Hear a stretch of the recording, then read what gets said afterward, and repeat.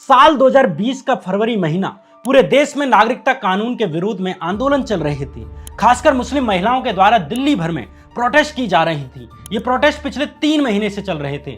लाखों की भीड़ इन आंदोलनों में उमड़ रही थी, लेकिन कहीं कोई हिंसा नहीं होती है, कहीं कोई असंवैधानिक नारा नहीं लगता है। लेकिन अचानक 24 फरवरी के दिन दिल्ली के नॉर्थ ईस्ट इलाके में दंगे शुरू हो जाते हैं। इन दंगों में 53 लोगों की जान चली गई, करीब 500 लोग घायल हुए, अनगिनत दुकानें और मकान जला दिए जाते हैं। 24 फरवरी के दिन ही दिल्ली में अमेरिका के राष्ट्रपति डोनाल्ड ट्रंप भारत दौरे पर आए हुए थे। इन दंगों की जब जांच शुरू हुई तो दिल्ली पुलिस ने चौंकाते हुए दावा किया कि ये दंगे कोई ऐसे ही अचानक से नहीं हुए, बल्कि ये पहले से ही प्री प्लान थे, ताकि डोनाल्ड ट्रंप के दौरे को भुनाकर भारत को बदनाम किया जा सके। दिल्ली पुलिस ने दावा किया कि इन दंगों की साजिश 1.5 महीने पहले ही एक मीटिंग में रची गई थी और इसके असली मास्टरमाइंड थे उमर खालिद, ताहिर हुसैन और खालिद सैफी। दिल्ली दंगों की साजिश रचने के आरोप में ही अन्य लोगों के साथ इन तीनों लोगों को भी यूएपीए कानून के तहत जेल में डाल दिया गया। तब से लेकर अब तक ये तीनों जेल में हैं। लेकिन धीरे धीरे दिल्ली पुलिस की इस कॉन्स्पिरेसी थ्योरी में कई झोल निकलते हैं, जिसे लगता है कि कहानी कुछ और है। क्या वाकई दिल्ली दंगे प्री प्लान थे? क्या वाकई सीएए कानून का विरोध करने वाले उमर और उनके साथियों ने ही दिल्ली दंगों की साजिश रची, या वे निर्दोष थे? दिल्ली दंगों से पहले की गई उस कथित मीटिंग का सच क्या है? क्या उमर खालिद और खालिद सैफी जैसे सामाजिक कार्यकर्ताओं को अरेस्ट करके कपिल मिश्रा जैसे भाजपा नेताओं को बचाया गया? उमर खालिद और उनके दोस्त गुनहगार हैं या निर्दोष हैं? क्या है दिल्ली दंगों के प्री प्लान होने की कॉन्स्पिरेसी थ्योरी की सच्चाई? जानेंगे आज के इस एपिसोड में। ऐसा कभी नहीं हुआ कि एक हाई प्रोफाइल राष्ट्रीय मेहमान भारत आया हो और भारत की राजधानी दिल्ली में दंगे हो। तो दिल्ली के दंगों में सैकड़ों परिवारों को जिंदगी भर का जख्म दिया। नमस्कार, मैं श्याम मीरा सिंह। 11 दिसंबर 2019 के दिन मोदी सरकार ने एक कानून पास किया। इस कानून का नाम था नागरिकता कानून, यानी द सिटीजनशिप अमेंडमेंट एक्ट, यानी सीएए कानून। कुछ लोगों ने कहा कि यह कानून धर्म के आधार पर मुस्लिम समुदाय के साथ भेदभाव करता है। इस कानून के पास होते ही भारत के अल्पसंख्यक समुदाय, खासकर मुस्लिम समुदाय में अपनी नागरिकता को लेकर असुरक्षा की भावना आ गई। कई विश्वविद्यालयों में इस कानून के विरोध में प्रदर्शन शुरू हो जाते हैं। इसी बीच 15 दिसंबर की रात दिल्ली की जामिया यूनिवर्सिटी पर पुलिस के द्वारा कहर बरपाना शुरू हो जाता है। पुलिस ने लाइब्रेरी में घुसकर छात्रों को पीटना शुरू कर दिया। जामिया के आसपास के इलाके में आंसू गैस के धुएं और पुलिस की बंदूक की आवाजें गूंजने लगी। जामिया पर यह अटैक इतना भीषण था कि एक छात्र ने अपनी एक आंख हमेशा के लिए गंवा दी। छात्रों को हाथ ऊपर खड़े करके यूनिवर्सिटी से निकलना पड़ा। जामिया यूनिवर्सिटी पर हुए इस हमले ने लोकतांत्रिक मूल्यों में विश्वास रखने वाले नागरिकों में भय भर दिया। अगले ही दिन जामिया यूनिवर्सिटी के एकदम पास ही शाहीन बाग इलाके में कुछ लोगों ने सड़क पर आकर सीएए कानून का विरोध करने का निर्णय लिया और इस तरह शाहीन बाग में हजारों की संख्या में आम नागरिक शामिल हो जाते हैं। खासकर मुस्लिम महिलाएं शाहीन बाग की तर्ज पर ही दिल्ली के अलग अलग इलाकों में मुस्लिम महिलाएं इस कानून के विरोध में प्रोटेस्ट करने के लिए बैठ जाती हैं। यह आंदोलन अपनी इसी गति से बढ़ता गया। समय बीतता जाता है, लेकिन सरकार पीछे नहीं हटती। टीवी चैनलों पर भी भारतीय मुस्लिमों और शाहीन बाग की इन मुस्लिम महिलाओं को लेकर निजी टिप्पणियां की जा रही थी। लेकिन 15 दिसंबर 2019 से शुरू हुए ये आंदोलन फरवरी 2020 तक ऐसे ही चलते रहते हैं। इस बीच खबर आती है कि 24 फरवरी के दिन अमेरिका के राष्ट्रपति डोनाल्ड ट्रंप 2 दिन के लिए भारत दौरे पर आ रहे हैं। इस दौरान नमस्ते ट्रंप नाम का एक बड़ा कार्यक्रम किया जाएगा। प्रदर्शनकारियों के लिए भी ये एक अच्छा मौका, ताकि वे सरकार पर दबाव बना सकें, जो पिछले 3 महीने से उनकी बात नहीं सुन रही थी। साथ ही प्रदर्शनकारियों का प्लान था कि वे इस दिन भी अपना प्रोटेस्ट जारी रखेंगे, ताकि दुनिया की अटेंशन भी इस बात पर जाए कि भारत में अल्पसंख्यक समुदाय के खिलाफ किस तरह से भेदभाव किया जा रहा है। और इसमें कोई बुराई नहीं थी। प्रोटेस्ट करने वाले लोग शांतिपूर्ण तरीके से ही अब तक प्रोटेस्ट करते हुए आ रहे थे। लाखों लोग इकट्ठे होने के बावजूद कहीं कोई हिंसा नहीं हुई थी। लेकिन सीएए एनआरसी के खिलाफ चल रहे इन शांतिपूर्ण प्रदर्शनों को न सरकार जारी रहने देना चाहती थी, न उसके समर्थक। इसी बीच ट्रंप के दौरे से एक दिन पहले ही, यानी 23 फरवरी के दिन, दिल्ली भाजपा के नेता कपिल मिश्रा ने दोपहर 1:22 पर एक ट्वीट करते हुए लोगों से ठीक 3 बजे इकट्ठा होने की अपील की। कपिल मिश्रा ने कहा कि जाफराबाद के जवाब में सड़क पर उतरना जरूरी हो गया है। यहां बताना जरूरी है कि शाहीन बाग की तरह ही दिल्ली के जाफराबाद में भी एंटी सीएए एनआरसी प्रोटेस्ट हो रहे थे। कपिल मिश्रा के इस ट्वीट के बाद सरकार समर्थकों की उत्तेजित भीड़ जाफराबाद पहुंचने लग जाती है। कुछ देर के बाद कपिल मिश्रा भी अपने समर्थकों को लेकर जाफराबाद पहुंच जाता है। यहां पुलिस के बड़े अधिकारी भी मौजूद थे। ठीक 3 बजे पुलिस की मौजूदगी में ही कपिल मिश्रा ने डीएसपी को धमकी देते हुए भाषण दिया कि ट्रंप के जाने तक आप जाफराबाद और चांदबाग खाली करा लीजिए, नहीं तो उसके बाद हमें रोड पर आना पड़ेगा, उसके बाद हम आपकी भी नहीं सुनेंगे। कपिल मिश्रा के इस बयान को आप यहां भी सुन सकते हैं। सीसीबी साहब हमारे सामने खड़े हैं। मैं आप सबके बिहाफ पे ये बात कह रहा हूँ, ट्रंप के जाने तक तो हम शांति से जा रहे हैं, लेकिन उसके बाद हम आपकी भी नहीं सुनेंगे अगर रास्ते खाली नहीं हुए तो। ठीक है? 3 महीने से शांतिपूर्ण प्रदर्शन कर रहे लोगों के सामने अब एक भड़काऊ भीड़ इकट्ठा कर दी गई। करीब 4 बजे ही पास में ही स्थित प्रदर्शनकारियों पर पत्थरबाजी की खबरें आने लगती हैं। इसके कुछ देर के बाद रात 9 बजे से 11 बजे के बीच ही प्रदर्शनकारियों और सरकार समर्थक भीड़ के बीच हिंसा शुरू हो जाती है। केवल इसी दिन पुलिस के पास करीब 700 कॉल जाती हैं मदद के लिए।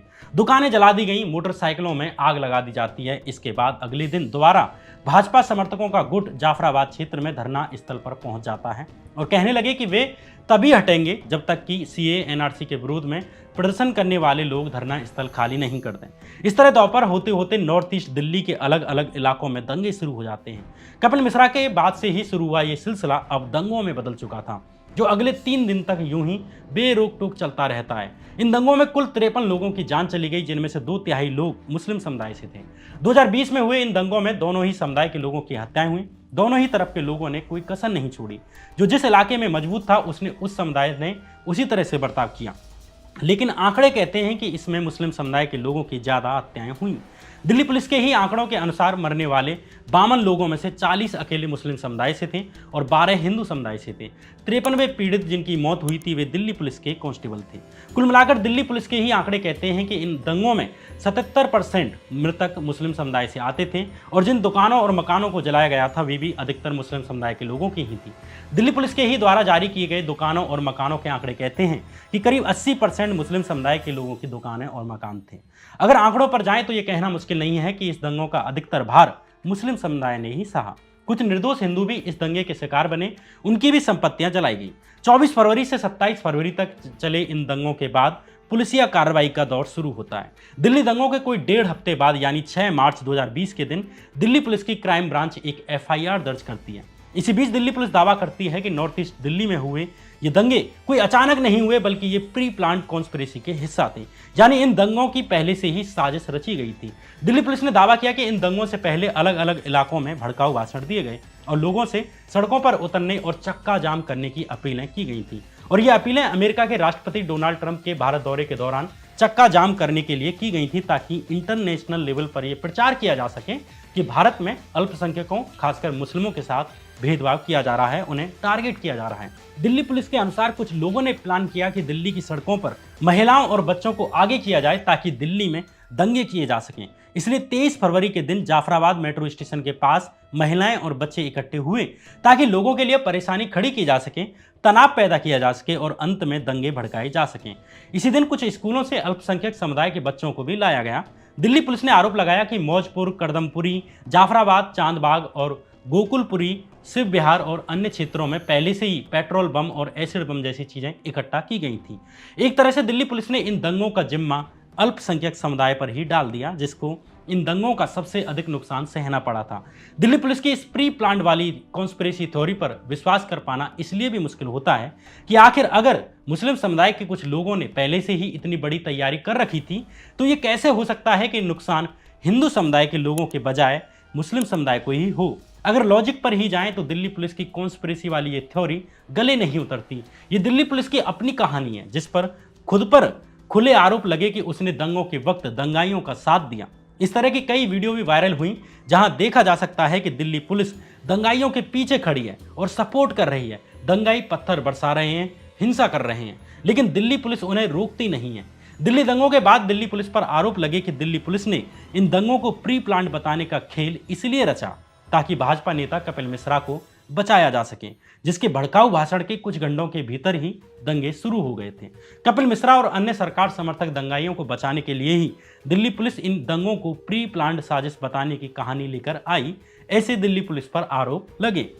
दिल्ली दंगों को प्री प्लान्ड बताने के लिए दिल्ली पुलिस सबसे पहले एक मीटिंग का हवाला देती है। दिल्ली पुलिस ने अपनी एक चार्जशीट में दावा किया कि जांच में ये पता चला है कि 8 जनवरी 2020 के दिन आम आदमी पार्टी के नेता Tahir Hussain, United against hate के फाउंडर खालिद सैफी और उमर खालिद शाहीन बाग में एक जगह मिले, जहां तीनों ने अमेरिकी राष्ट्रपति डोनाल्ड ट्रंप के भारत आगमन के वक्त दंगे प्लान करने की साजिश रची। दिल्ली पुलिस ने दावा किया कि डोनाल्ड ट्रंप की विजिट के दौरान एक बड़ा ब्लास्ट करने की प्लानिंग की गई ताकि अंतर्राष्ट्रीय स्तर पर भारत को बदनाम किया जा सके। दिल्ली पुलिस ने अपनी इस चार्जशीट में कहानी रचते हुए कहा कि इस मीटिंग में उमर खालिद ने कहा कि पैसे के बारे में चिंता करने की जरूरत नहीं है, क्योंकि पीएफआई इन दंगों के लिए फंड और बाकी लॉजिस्टिक मुहैया कराने के लिए तैयार है। लेकिन पुलिस की ये पूरी कहानी नकली निकलती है। द क्विंट समाचार वेबसाइट ने दिल्ली पुलिस के इस दावे को ये कहते हुए एक्सपोज कर दिया कि डोनाल्ड ट्रंप भारत आ सकते हैं। इस बात की पहली खबर ही समाचार वेबसाइटों में 14 जनवरी 2020 के दिन आई थी, जबकि दिल्ली पुलिस कह रही है कि इन तीनों की मीटिंग 8 जनवरी 2020 के दिन हुई थी, यानी डोनाल्ड ट्रंप के भारत आने की पहली खबर बाहर आने से भी 6 दिन पहले। ऐसे में ऐसे कैसे हो सकता है कि डोनाल्ड ट्रंप के भारत आने की पहली खबर के आने से पहले ही इन तीनों ने कोई मीटिंग की होगी कि डोनाल्ड ट्रंप के दौरे पर हमें दंगे करने हैं। इसमें भी कमाल की बात यह है कि इस मीटिंग के संबंध में पुलिस के द्वारा जो फोटो दिखाया जाता है वो पहले से ही फेसबुक पर मौजूद था। फेसबुक से उठाकर ही दिल्ली पुलिस के द्वारा इसे सीक्रेट मीटिंग कह दिया गया।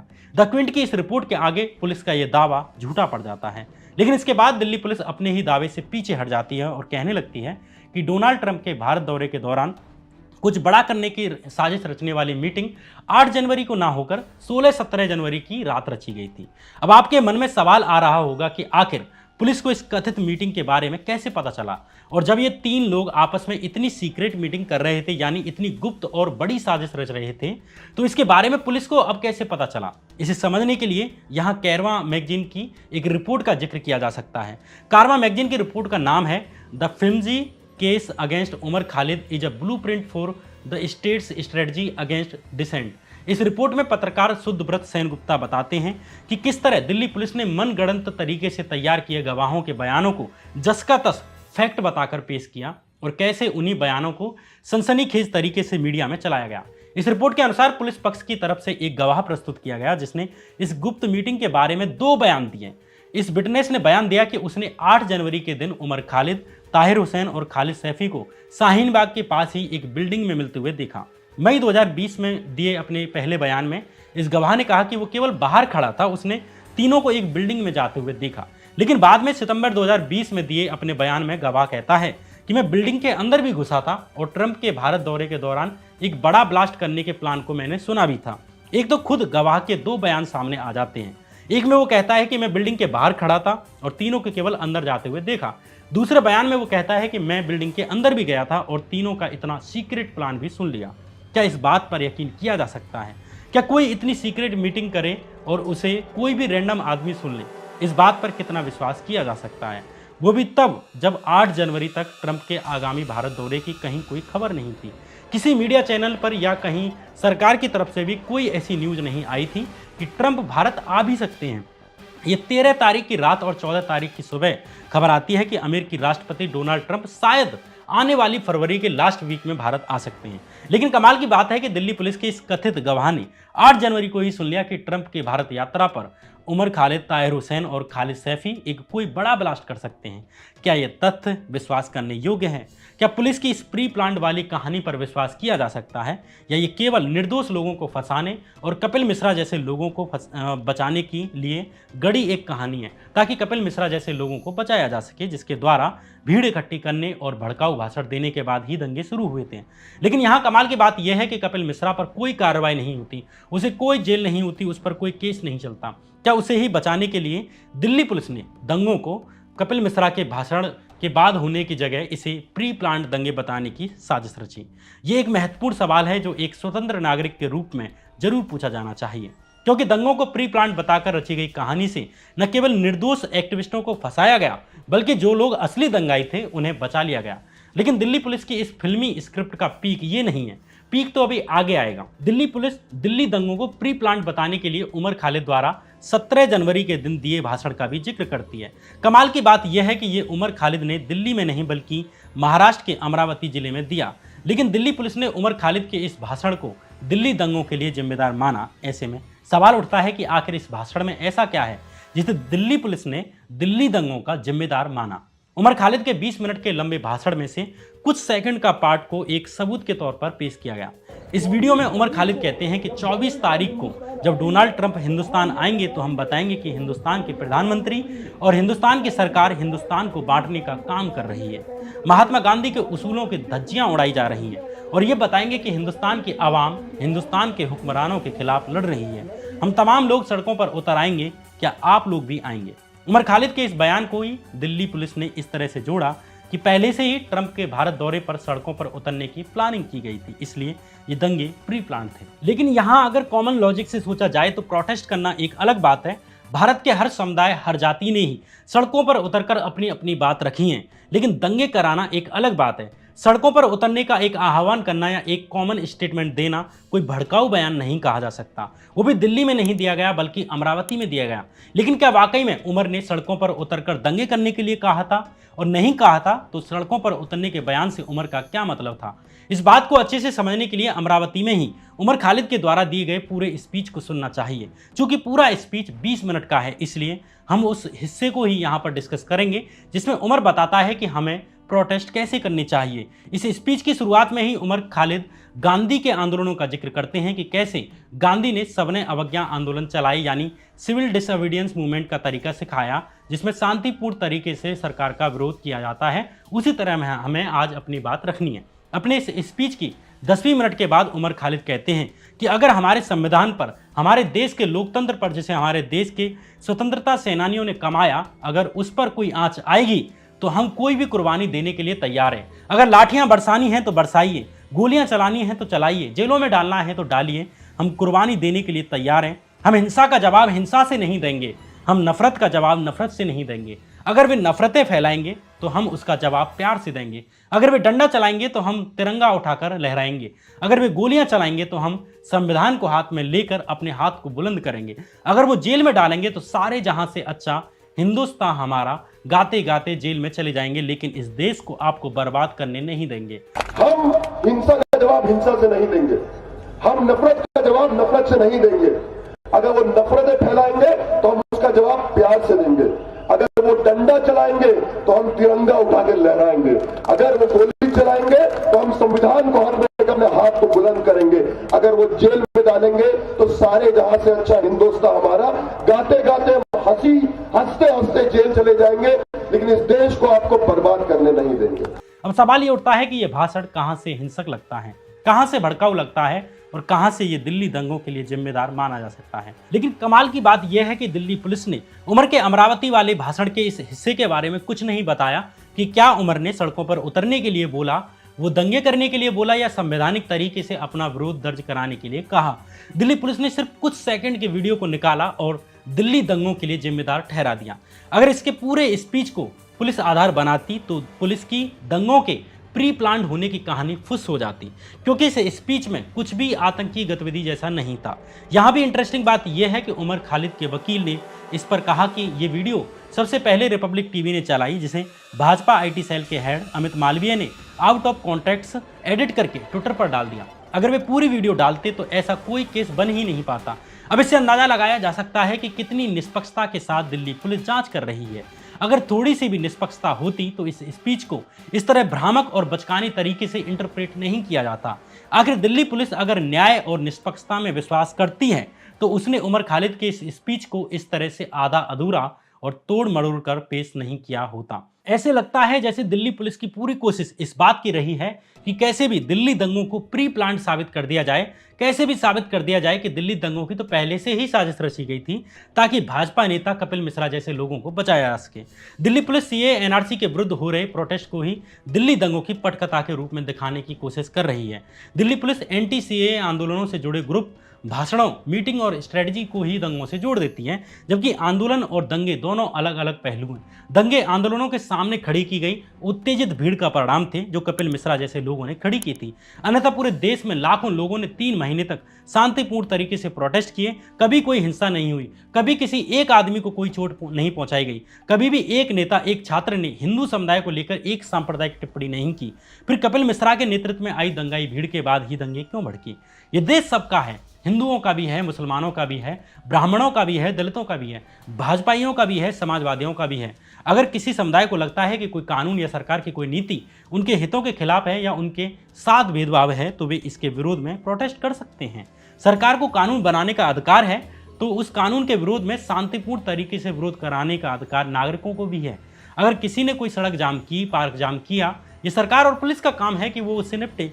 किसी प्रोटेस्ट के सामने खड़े होकर उत्तेजित भाषण देना और उसके सामने अपनी भीड़ खड़ा कर देना अच्छा काम नहीं है। ऐसा ही किसान आंदोलन के दौरान भी किया गया। कुछ सरकार समर्थक लोगों के द्वारा गाजीपुर बॉर्डर पर बैठे किसानों पर भी पत्थरबाजी की गई थी। इसी तरह नॉर्थ ईस्ट दिल्ली में हुआ, जिसके बाद पनपे दंगों ने कपिल मिश्रा को राजनीतिक लाभ तो दिया, भाजपा को भी लाभ मिला, लेकिन इस दंगे ने 53 लोगों की जान ले ली। सैकड़ों लोगों की सालों की कमाई से बनाई गई दुकानें और मकान जला दिए गए। आम हिंदू और मुसलमान दंगे में मारे गए। उसके बाद निर्दोष लोग ही पकड़कर जेल में डाल दिए गए। जिन्हें पकड़ना था उन तक पहुंचते पहुंचते कानून के हाथ ऊंचे पड़ गए। पिछले 1000 दिनों से उमर जेल में है, उतने ही दिन से खालिद सैफी और ताहिर हुसैन जेल में हैं। अगर किसी ने गलत किया है तो बिना धर्म देखे उसे जेल में डालिए, लेकिन अन्याय मत करिए, किसी के परिवार को मत उजाड़िए। उमर जैसा लड़का जो न्याय और कानून की बात करता था, जो लाठी के बदले संविधान की बात करता था, जो नफरत के बदले प्यार की बात करता था, जो जेल में डाले जाने पर सारे जहां से अच्छा हिंदुस्तान हमारा गाने की बात करता था, वो आज जेल में है। लेकिन एनआरसी सीएए आंदोलन के वक्त दंगे भड़काने वाली रागिनी तिवारी जेल के बाहर है, बंदूक चलाने वाला राम भक्त गोपाल बाहर है, प्रदर्शनकारियों पर बंदूक लहराने वाला कपिल गुर्जर जेल के बाहर है, गोली मारो सालों के नारे लगाने वाला मंत्री बाहर है और दिल्ली दंगों से पहले भड़काऊ भाषण देने वाला कपिल मिश्रा बाहर है। लेकिन सारे जहां से अच्छा हिंदुस्तान हमारा कहने वाला उमर जेल में है, खालिद सैफी जेल में है, ताहिर हुसैन जेल में है। बहरहाल ये कहानी थी एनआरसी सीएए आंदोलन और दिल्ली दंगों की। ये कहानी थी दिल्ली पुलिस की जांच की। ये कहानी थी एक कॉन्स्पिरेसी थ्योरी की। कौन गलत है, कौन सही, कौन निर्दोष है, कौन अपराधी का निर्णय आपका है। इस वीडियो को लेकर आपके क्या विचार हैं वो कमेंट बॉक्स में बता सकते हैं। अगर पसंद आई है तो वीडियो को लाइक जरूर करें और अगर पहली बार मेरी वीडियो देख रहे हैं तो चैनल सब्सक्राइब करते हुए भी जाएं। इसमें बहुत कम वक्त लगेगा आपका, लेकिन हमारे लिए ये बेहद इम्पोर्टेंट है। फिर कोई नई कहानी लेकर आऊँगा, तब तक के लिए नमस्कार।